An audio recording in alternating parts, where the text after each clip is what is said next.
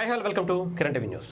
పవన్ కళ్యాణ్ గారిని ఒక పాస్టర్ ముక్కలుగా నరికేయాలి అనేటువంటి వ్యాఖ్యలు ఇప్పుడు ఆంధ్రప్రదేశ్లో కావచ్చు, తెలంగాణలో కావచ్చు, ఒక రేంజ్లో వైరల్ అవుతున్నటువంటి పరిస్థితి. అసలు పవన్ కళ్యాణ్ గారు అంతలాగా ముక్కలుగా నరికేయాలన్నంత పాపం ఏం చేశారు? ఇవి తెలుసుకునే ప్రయత్నం చేద్దాం. మనతో పాటు సీనియర్ జర్నలిస్ట్ కిరణ్ గారు ఉన్నారు. నమస్తే.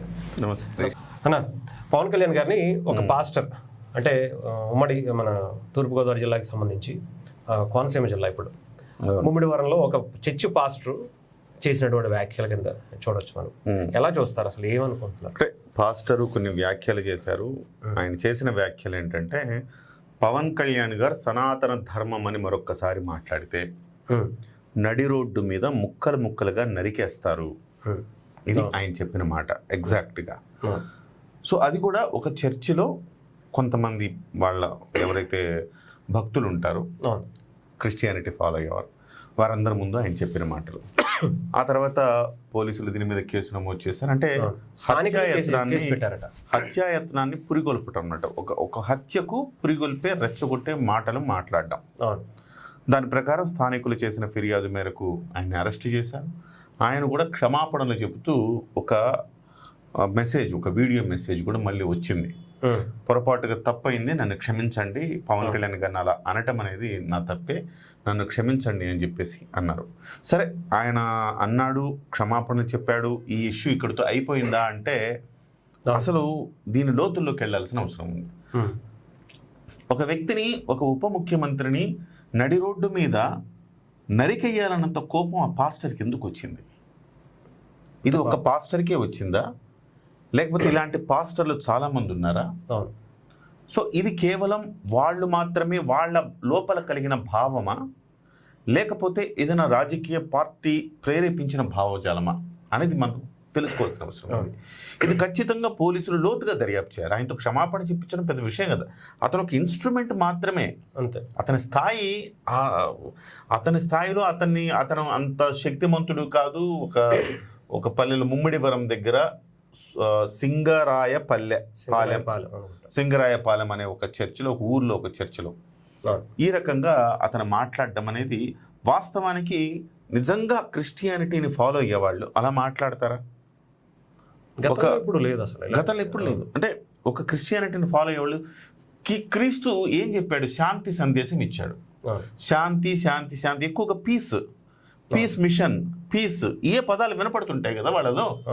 అలాంటప్పుడు అలాంటి శాంతి కపోతాల్లాగా ఉండాల్సిన వ్యక్తులు ఈ రకంగా ఇంత వైల్డ్గా ఎందుకు కామెంట్స్ చేశారు అనేది లోతుగా దర్యాప్తు చేయకపోతే ఈ ప్రభుత్వ ఫెయిల్యూర్ అవుతుంది.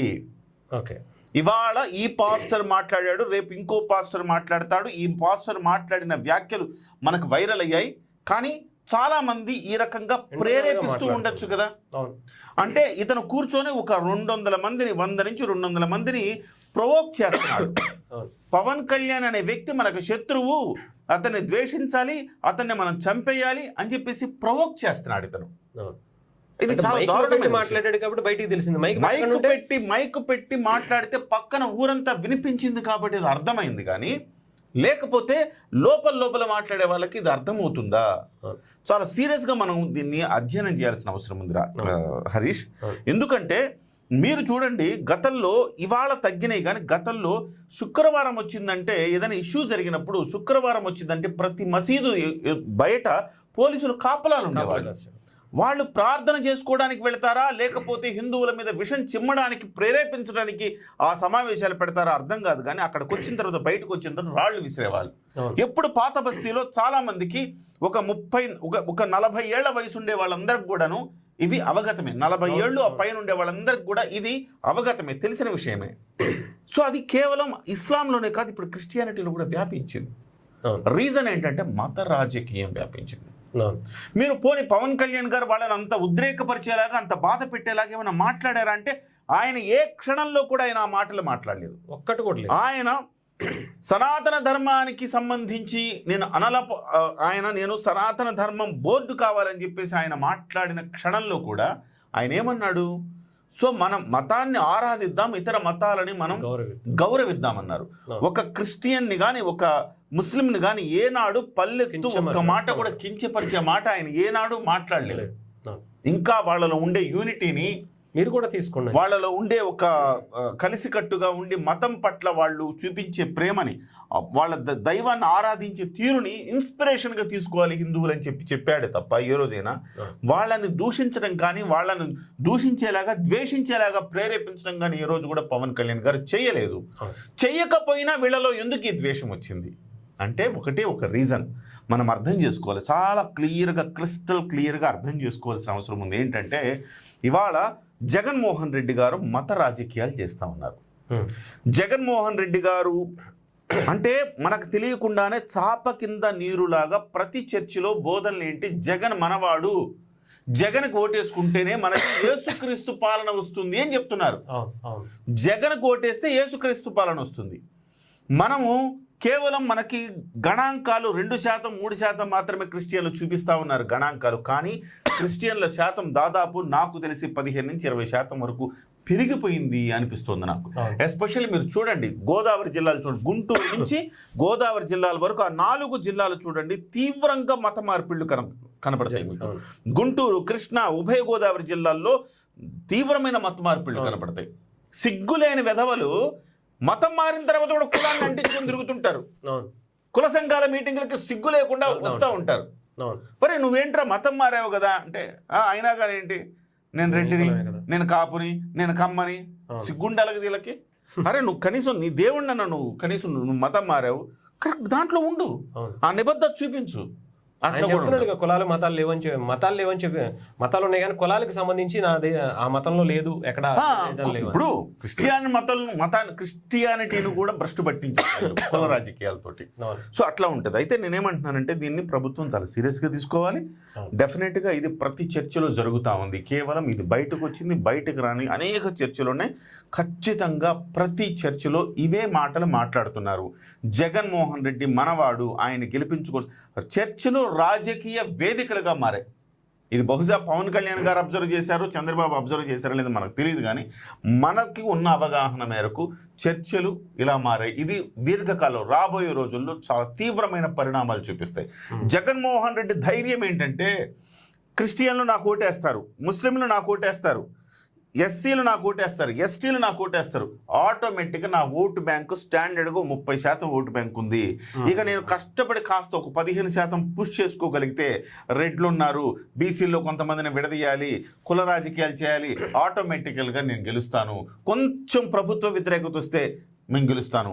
ఇక్కడ ఏమైపోయిందంటే ముస్లిమ్స్, క్రిస్టియన్స్ ఎంత జగన్మోహన్ రెడ్డి ఎంత ఎలాంటి వాడైనా, క్యారెక్టర్ ఎలాంటిదైనా కానీ మేము జగన్కే ఓటేస్తామనే తీరులు తయారు చేసుకున్నాడు. ఇది చాలా డేంజర్ బెల్స్ మోగుతూ ఉన్నాయి రాష్ట్రంలో అని చెప్పాలి. ఖచ్చితంగా ఇలాంటి వాటిని కూకటి వేళ్లతో పెకిలించి వేయాలి. మీరు ప్రార్థన చేసుకోవడానికి వెళ్ళండి, తప్పు లేదు.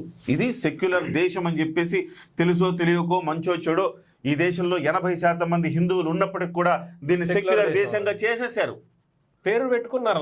సెక్యులర్ దేశం చేశారు. హిందువులే ఇక్కడ మెజారిటీ ఉండి కూడా మైనారిటీలుగా బతకాల్సిన పరిస్థితికి తెచ్చేశారు. ఇవాళ ఢిల్లీలో హోలీ సంబరాల్లో ఒక మహిళ మీద, ముస్లిం మహిళ మీద ఏదో నీళ్లు పడ్డాయని గందరగోళం చేసి ఒక అతన్ని చంపేశారు.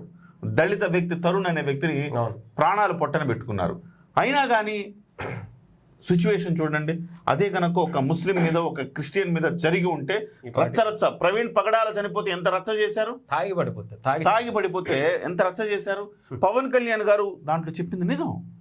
సో ఇలాంటిది ఒక ముస్లిమ్స్లోను, క్రిస్టియన్స్లో జరిగితే ఎలాంటి ఉండేది, హిందువుల్లో ఐక్యత లేదు, కులాల వారికి విడిపోయారని. ఎస్, అది అక్షర సత్యం. అది డెఫినెట్గా ఇలాంటి వాటిని కూకటి వేళ్లతో పెకిలించాల్సిన అవసరం ఉంది. పోలీసులు లోతుగా దర్యాప్తు చేయాలి. ఏ చర్చిలో ఏం చేస్తున్నారు, ఏ చర్చిలో, ఏ మసీదులో ఏం ఉద్బోధనలు చేస్తున్నారు. ఏ రోజైనా మీరు గుడికి వెళ్తారు, గుళ్ళో ఎప్పుడైనా రాజకీయాలు మాట్లాడడం చూసారా మీరు? ఏ గుడిలో అయినా రాజకీయాలు మాట్లాడడం చూసారా? ఏ గుడిలోనూ రాజకీయాలు మాట్లాడరు. చివరికి తిరుమల లడ్డు కల్తీ అయితే కూడా పీఠాధిపతులు నోరు మెదపరు. భయం. జగన్మోహన్ రెడ్డి వస్తే మమ్మల్ని ఏం చేసేస్తాడు, ప్రాణ భయం. దాని బదులు చచ్చిపోయినా పర్లేదు కదా. మతం కోసం మీరు ప్రయత్నం చేసేవాళ్ళు దాన్ని ముందుకు తీసుకెళ్ళాలి కదా. ధర్మం కోసం, మతం కోసం తీసుకెళ్లేవాళ్ళు ముందుకొచ్చి మాట్లాడాలి కదా. ఎంతమంది మాట్లాడారు? హిందూ ధర్మం కోసం పోరాడేవాళ్ళు అని చెప్పుకునేవాళ్ళు పీఠాలు పెట్టి లేకపోతే ఇలాంటి సంస్థలు పెట్టి డబ్బులు దండుకునే వాళ్ళు ఎంతమంది వచ్చి ముందుకొచ్చి దీని గురించి మాట్లాడారు? మాట్లాడలా. ఎందుకంటే ప్రాణభీతి, భయం. ఏం ఉద్ధరించాలి? మీరు మతం పేరు చెప్పుకొని మీరు పీఠాలు ఇవన్నీ పెట్టుకున్నప్పుడు ఇంకేం ఉద్ధరించడానికి మీరు మీ కర్తవ్యం మేము నిర్వహించట్లా.